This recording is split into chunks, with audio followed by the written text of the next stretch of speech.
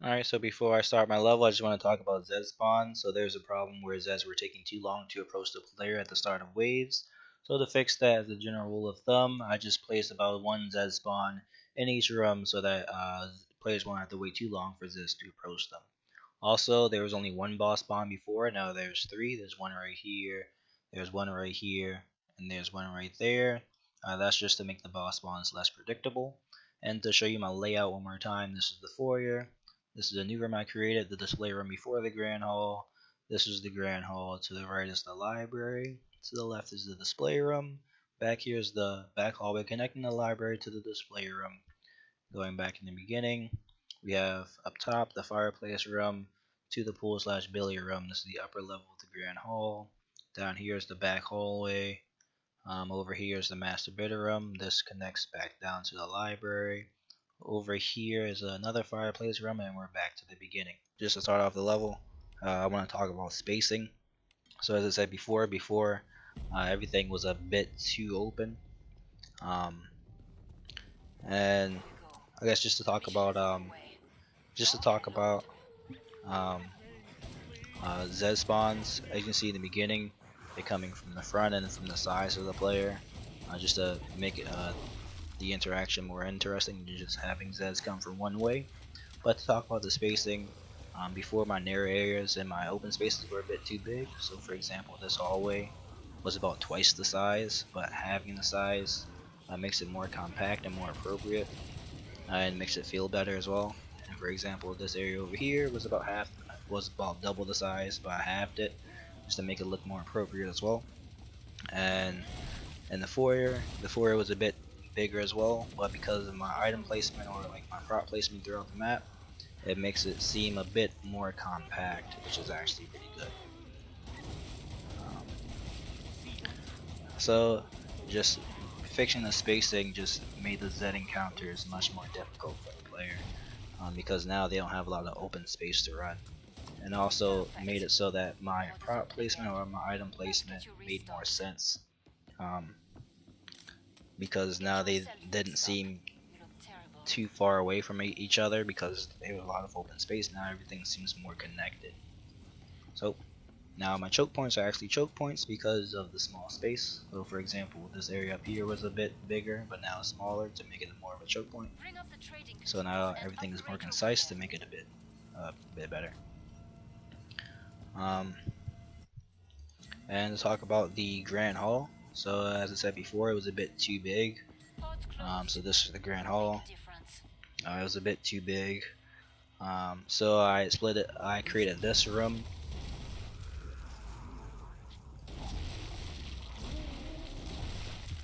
I created this extra room over here.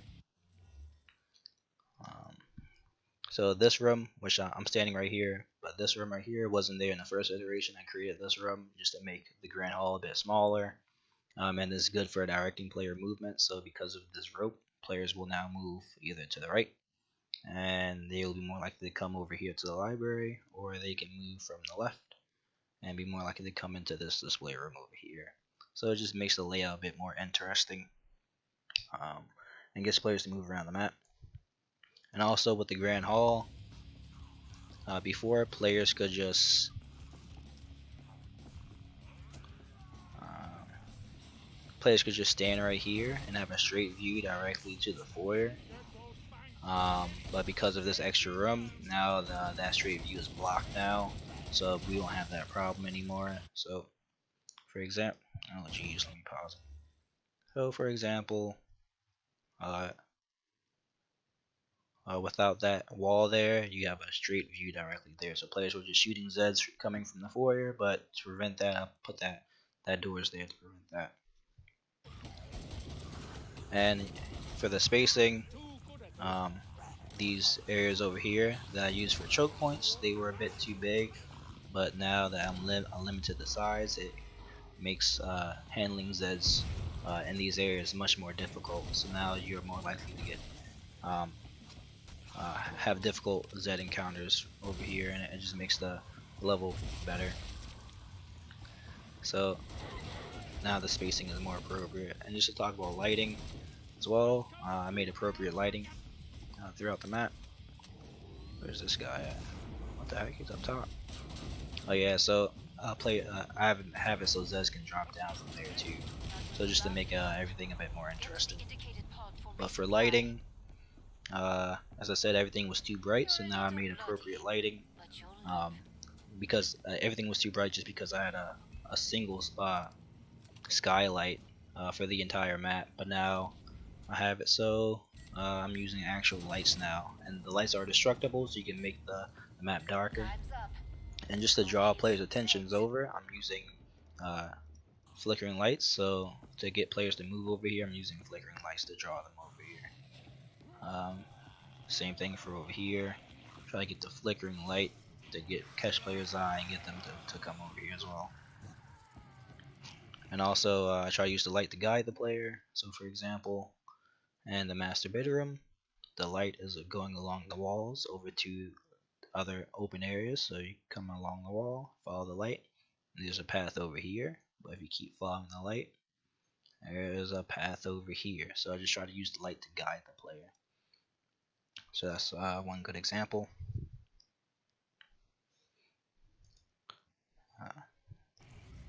Alright. Oh geez. And let's talk about doors.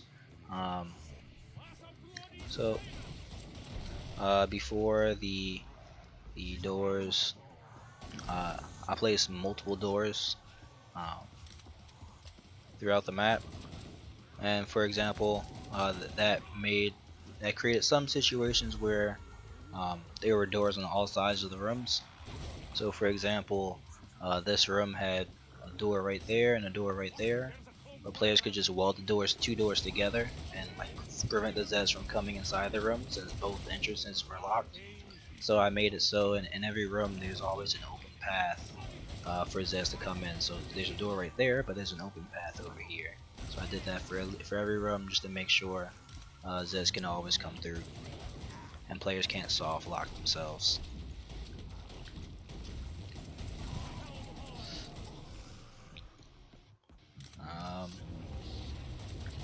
And for an interesting thing to notice for this room over here, before you had to run around this pool table in order to actually get it over to this area.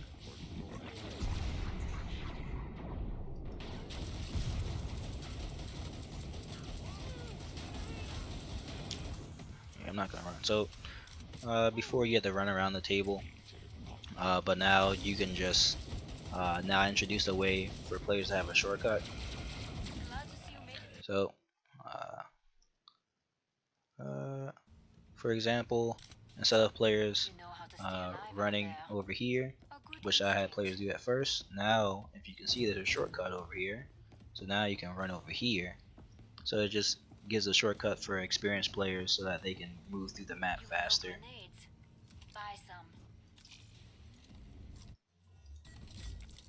And to talk about these alternative routes. So just to show that off one more time. Like I said before, when you move from over here, you see that you have to run around the pool table. But when you come from over here, you can see that, oh, there's an area over here.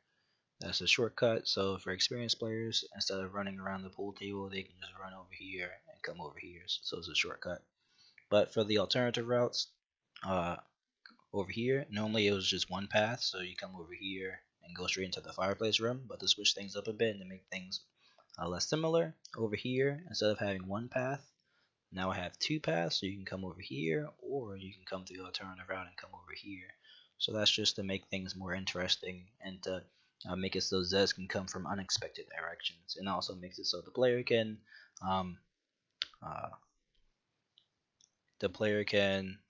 escape the Zeds a bit more as well. And for the trader placement, before this trader was right there, so players had to run around it when they were coming from the stairs, or run around it when they were going to the stairs, so it was in the player's way. So I just moved it to get it out the player's way to make it look like it was more part of the map. So having it in this corner makes it look like it's more part of the map, in my opinion. Um, and I will go over to the master bedroom to show the same thing.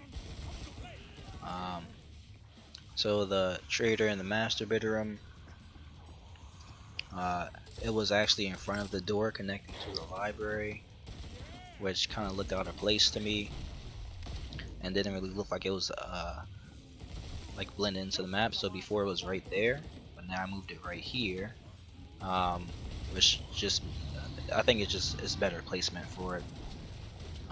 And also,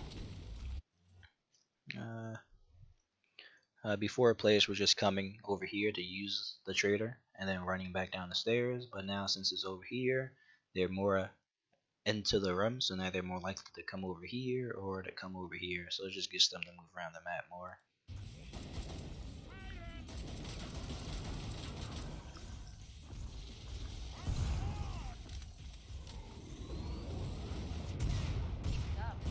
When you're done, I can reopen the trader pod.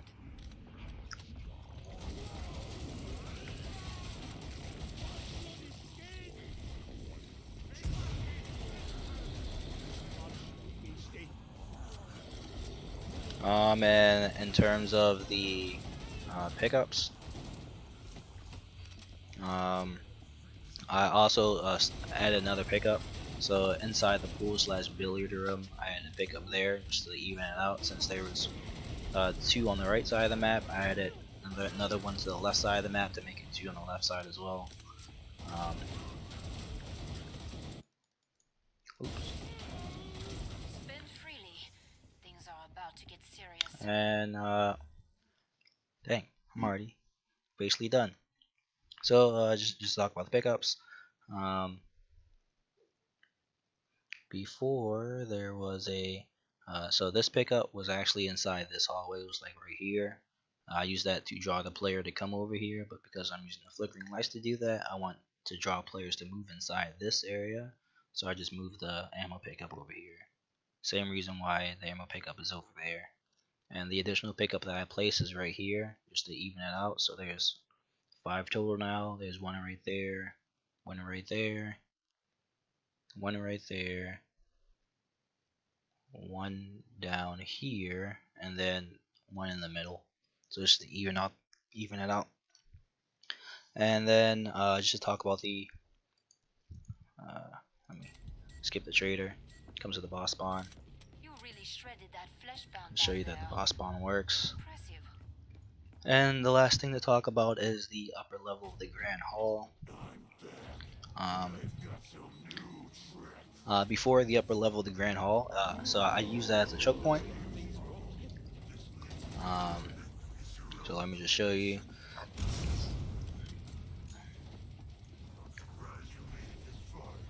Get away from this man. So before the upper level of the Grand Hall, it didn't.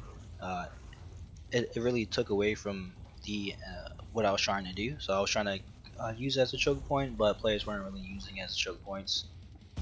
And just show you that the lights are destructible. This is what it looks like when the lights are destroyed. But normally, oh geez, just messing me up. So normally, for the upper level, uh, before this was a drop point right here. Uh, right here, this was a drop point where you can drop down to the first level, and this was a drop point right here. You can drop down to the first level, but players were literally like coming from this room and just dropping straight down, or coming from this room and dropping straight down. They weren't really using this narrow area, which I wanted them to use as a choke point to like put them in situations where they had to fight the Zeds. So now I blocked these areas, and now I made it so that the drop down points are in the middle. So one right there and one right here. So now you have to run. If you're coming from this room, now you have to run through the narrow area in order to get through the drop point, so you can drop down. That just puts them in the situations where they have to fight the Zeds.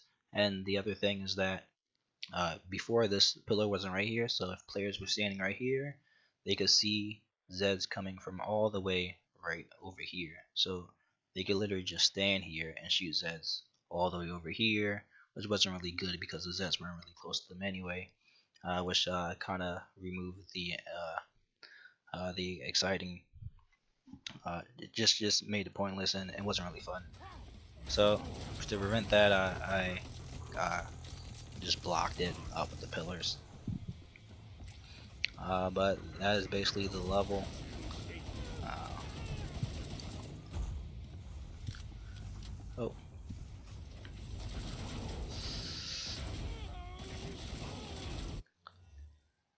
that's basically.